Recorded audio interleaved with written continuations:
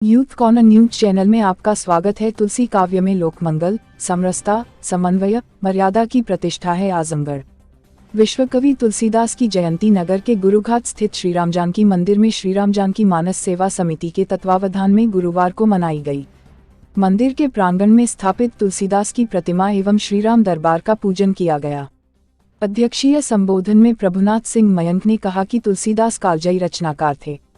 उनके द्वारा रचित श्रीरामचरित मानस में वैश्विक समरसता, लोकमंगल, मर्यादा, आदर्श, राजधर्म की चेतनामय प्रेरक प्रतिष्ठा की गई है।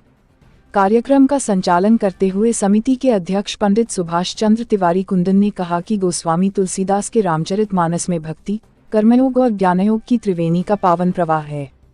उसमें मानव जीवन के सर्वांगीण पक्ष पर जनकवि तुलसीदास ने मर्यादा पुरुषोत्तम श्रीराम के माध्यम से महान संदेश दिया है। मंदिर के महंत संजय पंडित ने आगंतुकों का स्वागत किया। इस मौके पर ब्राह्मण सभा के राष्ट्रीय सचिव संजय कुमार पांडेय, श्याम पांडेय, अशोक कुमार तिवारी, सतीश चंद्र मिश्र, रामकुमार पांडेय, रविशंकर पांडेय आदि उपस्थित रहे। आजमगढ़ से पद्माकर पाठक की खास रिपोर्ट। तिवारी कुंदन, अध्यक्ष श्री राम जानकी मानस सेवा समिति। आज गोस्वामी तुलसीदास जी की जयंती का कार्यक्रम आयोजित है। यह इस मंदिर प्रांगण में गोस्वामी तुलसीदास जी की प्रतिमा जो स्थापित है उसके पूजन एवं जयंती मनाने का कार्यक्रम बहुत पहले से चला आ रहा है। गोस्वामी तुलसीदास जी विश्व के महान कवि थे और विश्व में देखा जाए तो सबसे लोकप्रिय महाकाव्य श्री रामचरित मानस जो गोस्वामी तुलसीदास जी द्वारा रचित है वही है। समाज में किस तरह से मर्यादा स्थापित होती है, इन सबका चरित्र चित्रण गोस्वामी तुलसीदास जी ने बखूबी किया है।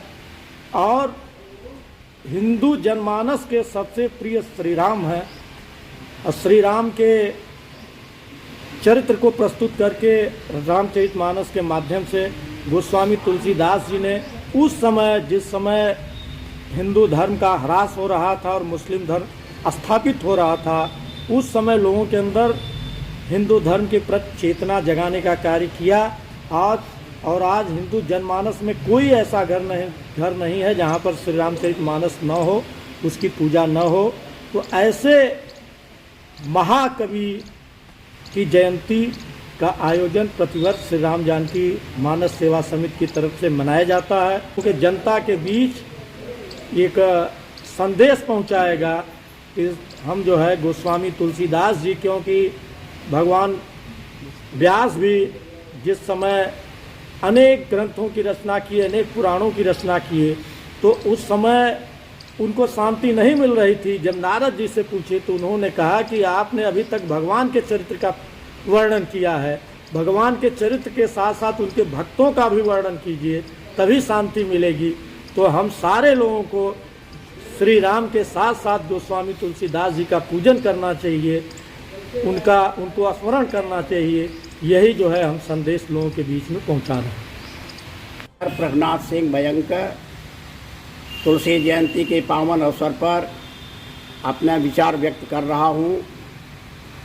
विश्व कवि महाकवि तुलसीदास के काव्य में सर्वोच्च मर्यादा, समरसता, समन्वय और लोक मंगल के विराट भावों की प्रतिष्ठा की गई है।